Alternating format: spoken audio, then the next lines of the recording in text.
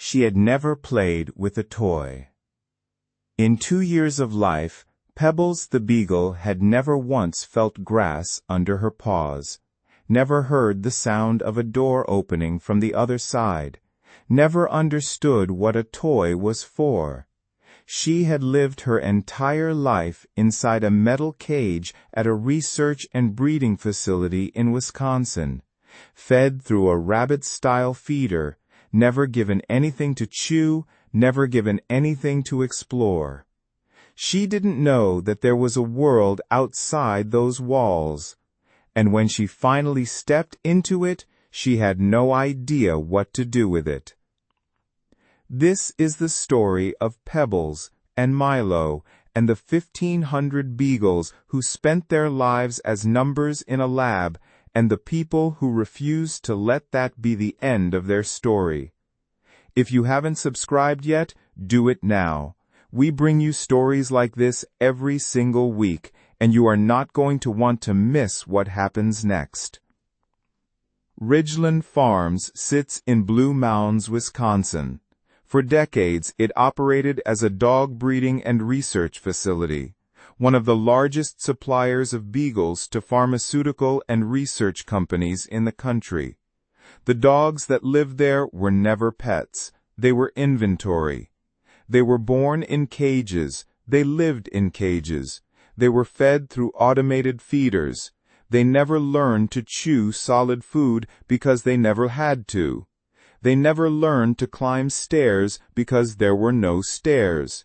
They never encountered a toy, a leash, a doorbell arriving at the door. They experienced almost nothing that a dog is supposed to experience. In April of 2026, everything changed. Ridglan Farms reached a confidential agreement with Big Dog Rescue Ranch and the Center for a Humane Economy. 1,500 beagles would be removed from the facility and dispersed to dozens of partner rescues across the country. Ridglan Farms was preparing to close. For those 1,500 dogs, a life they had never known was about to begin. One of the first stops was Alaqua Animal Refuge in Freeport, Florida. 20 beagles arrived there, confused, overwhelmed, and carrying years of medical neglect, ear infections, dental disease, soft tissue injuries, problems that develop when an animal spends years without proper care, without proper stimulation, without anyone thinking of them as a living creature with needs. 2 of those 20 beagles would go on to capture the hearts of everyone who met them. Pebbles was 2 years old and weighed just 17 pounds when she arrived at Alaqua. She was one of the smallest beagles in the group, but the staff would quickly learn she had one of the biggest spirits. Milo, whose name at the facility was Polly, arrived with his own set of challenges. He came with a list of health issues that required immediate treatment, and when he was finally stable, when the worst of the medical work was behind him, the staff began to understand the full weight of what these dogs were facing. It wasn't just physical recovery that Pebbles and Milo needed. It was everything else. Lisa Sapp is a scientist. She understood, more than most, what life inside a research facility looked like. And when the news broke about Ridglan Farms, she felt something pull at her. She told People magazine, "The reality is that many people know these dogs only as statistics or headlines. I wanted to give at least one of them the opportunity to experience life as a beloved companion rather than simply a research animal." She adopted Milo, and what followed was a masterclass in patience. Stairs terrified him, not in an anxious way, in a genuine, complete confusion kind of way. He had never seen stairs before. He had no context for what they were or what you were supposed to do with them. He would stand at the bottom and simply stare. Packages being brought in from outside startled him. Certain household noises made him freeze. Toys confused him. He didn't understand that the stuffed animal on the floor was for him, that he was allowed to pick it up, that nothing bad would happen if he did. Milo wasn't being stubborn, Sapp said. He was encountering things for the first time and trying to make sense of them. Think about what that means for a moment. A full-grown dog, 2, maybe 3 years old, encountering a squeaky toy for the first time. Not as a puppy discovering play, as an adult trying to understand a concept he had been completely denied. Trying to build, from nothing, the entire vocabulary of what it means to be a dog. Sap approached it the way she approached everything, with patience and with science, and with an absolute refusal to rush him. Watching him learn to trust, adapt, and embrace new experiences has been a powerful reminder that healing often happens through patience rather than force, she said. Progress isn't always linear. Some days are easier than others, but every small step forward matters. Pebbles had her own journey. Alaqua's staff described her as one of the bravest beagles they had ever seen.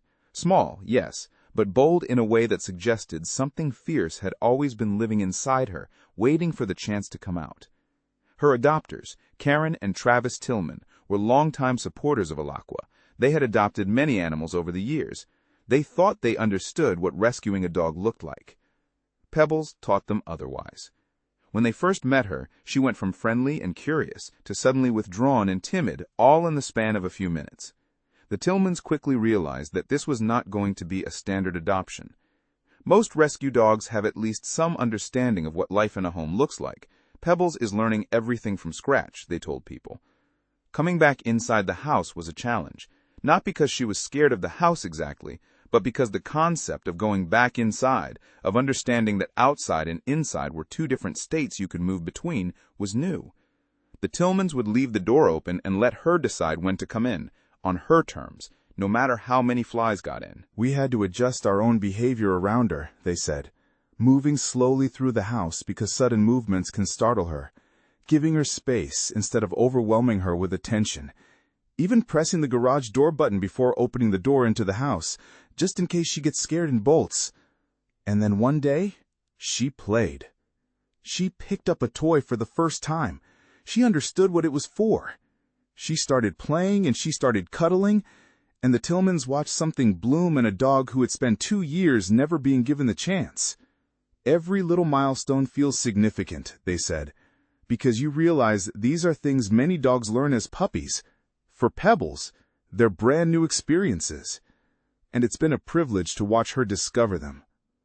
Alaqua didn't just send these dogs home and hope for the best. They built something called Bailey's Beagle Boot Camp, a structured program named after a beloved beagle lost to the Killens family, who donated generously to fund it. Volunteers and future adopters trained together. They learned how to prevent flight risk in dogs who had never worn leashes. They did leash walking workshops, socialization drills, confidence-building exercises. Every single Ridglan beagle that came through Alaqua was given a GPS collar, because the risk of a lab dog bolting into the unknown was real, and Alaqua took it seriously. They thought of everything, because these dogs had never had anyone think of everything for them before. There are 1,500 beagles out there right now, somewhere in America, learning what it means to be a dog for the first time. 1,500 animals who spent years as units in a system that was never designed to care about them, now navigating stairs, discovering toys, learning what a doorbell is, figuring out that the yard is a place where good things happen. Some of them will struggle for weeks, some will struggle for months. Some will make progress so slowly it might feel invisible, until one day they do something that stops their new family cold, and everyone realizes how far they have come. That is what this is. That is what rescue actually looks like when the cameras are not rolling and the heartwarming moment has not happened yet. It is long, and it is patient, and it is someone sitting at the bottom of a staircase with a dog who has never seen stairs, waiting as long as it takes. Pebbles is playing now. Milo is learning to trust. And somewhere in the network of rescues that took in the dogs from Ridglan Farms, there are 13 others at Alaqua alone, and hundreds more across the country, all at different points on the same journey. They had never seen the world. Now, one toy, one step, one slow walk through a house at a time, they are learning it. If this story moved you, please hit that subscribe button right now. We find stories like this every Monday, Wednesday, and Friday. Animals who never had a chance, and the people who gave them one. You do not want to miss the next one. Subscribe and make sure you have the bell turned on. And for Pebbles, and for Milo, and for every beagle who still has not yet picked up their first toy, keep going. The world was worth waiting for.